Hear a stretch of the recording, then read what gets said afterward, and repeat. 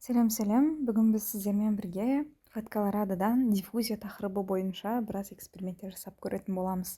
Так, өздеріңіз білетін диффузия деген не? Бұл бізде диффузия латын тілінен таралу, шайылу деген мағынадағы нәрсе ғой, қалай түсіндірсек болады оңай тілмен? Ол бір заттың молекулаларының екінші заттың молекулаларының екеуі бір-біріне араласу, біріншісінің екіншісіне ену деп айтсақ та болады.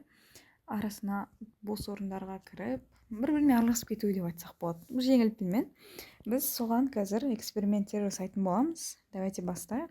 Мына жақта бізде жасыл линия и мынау ақ түсті төрт бұрыш тұр. Ол біздің ыдысымыз. Мынау ортасында жасыл нәрсе, оны бөліп тұрған дивайдер, бөлгіш телге. Давайте біріншісіне қандай да бір заттың молекулаларын салайық.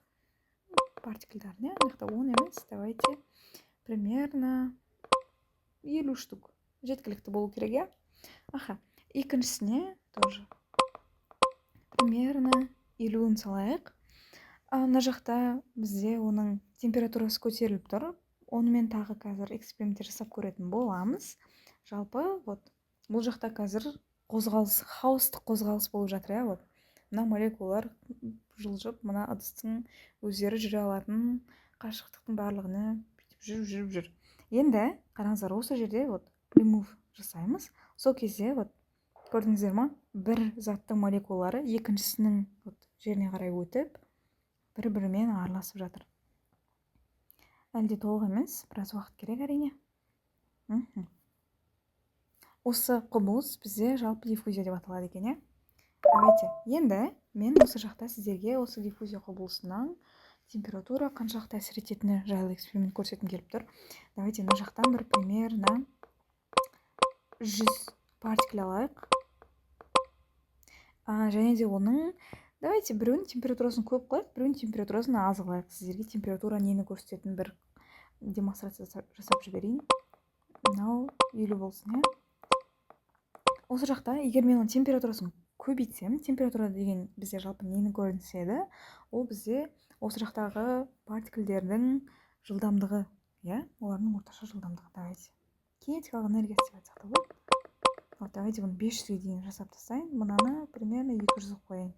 Көрдіңіздер ма? Температурасы көп затта олардың молекулаларының қозғалысы да шапшаңырақ, көбірек. Ал температурасы азайған сайын ол жақтағы қозғалыс азая бастайды. Так, енді біз эксперимент ретінде мына жаққа не алсақ болады? Таймер, секундомер, не деп айтсам болады, стопвотч, осыны алайық. И уақыттарын салыстырайық, температурасы тез, то есть температурасы жоғары екі зат тезірек араласады ма, әлде температурасы төмен бе? Давайте екеуін де 500-ге қояйық. Мынандай 100 қояйық. Аха, осы жерде давайте мен секундомермен қосып өшіріп көрейін, қалай жұмыс екен. Все. Давайте мен қазір remove жасаймын, дивайдерді, одан кейін секундомерді қосып қалам. 1, 2, 3. Так, секундомеріміз кетіп жатыр. Мыналар бір-бірімен араласып жатыр екен, Так.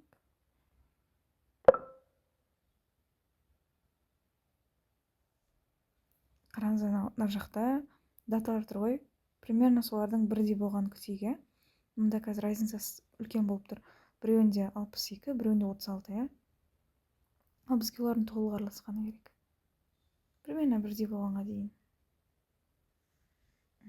И өздеріңіз білетіндей, жаңа қазір көрсетейін, біреуінің температурасы көбірек болған кезде, біреуінің температурасы азырақ болған кезде, оларды араластырған кезде андай екеуінің температурасы теңесіп кетеді ғой соңында.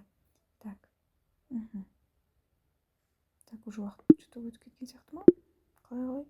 Мынау примерно 58, мынау 40. Екеу примерно жақында, 56 болып жатыр. Мынау да 50-ге жақында жатыр,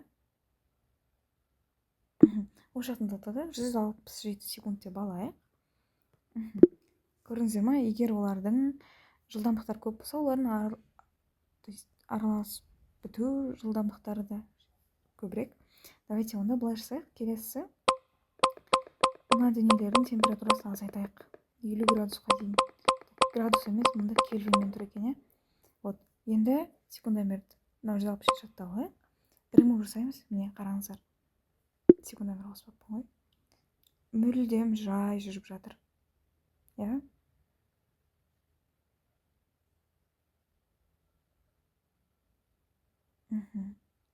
Наглядно видно сияқты. Мынау стоп-вотчты қолданбай-ақ, иә. Міне өте жай.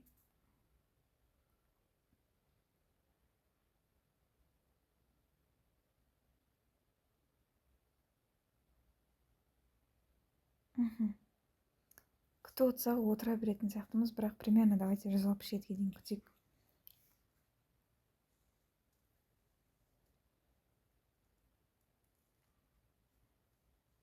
Бұны біз андай не ретінде қалай айтсақ болады? Давайте шын өмірдегі мысал ретінде былай айтсам болады. Ыстық шайдың ішіне қант салып ерітсем, и мұздай шайдың ішіне қант салып ерітсем, ыстық суда ол қантым тезірек ериді. Вот, соны алсақ болады. Типа сондай сияқты. Все примерно уже уақыт асып кетті. Ал мына жақта партиклдер жай-жай араласып жатыр. Толық емес бірақ, Так, енді осы жақта давайте былай жасап көрейік. Мынау 100 емес, бір 200 болсыншы, көбірек. Мынауымыз 200 болсын бұлда. Енді давайте мынаның температурасын өте көп қылайық. Мынаның температурасын аз қылайық, и қазір біз бұларды араластырған кезде примерно температуралары ортақ температураға жақындау керек. 1, 2, 3 кеттік. Вот, мына жақтыкін уже температурасы көбейіп жатыр, қараңыздар. Басында ол 50 еді ғой.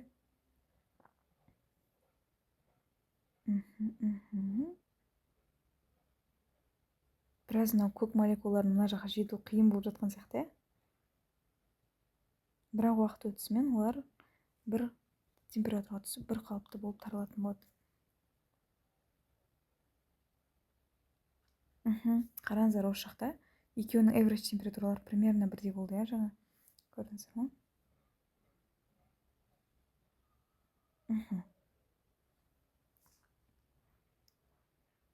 Осылай мен сіздерге диффузия құбылысының әртүрлі температурада қалай жүзеге асатыны жайлы жақсы эксперимент көрсеттім деп ойлаймын. Солай, сау болыңыздар.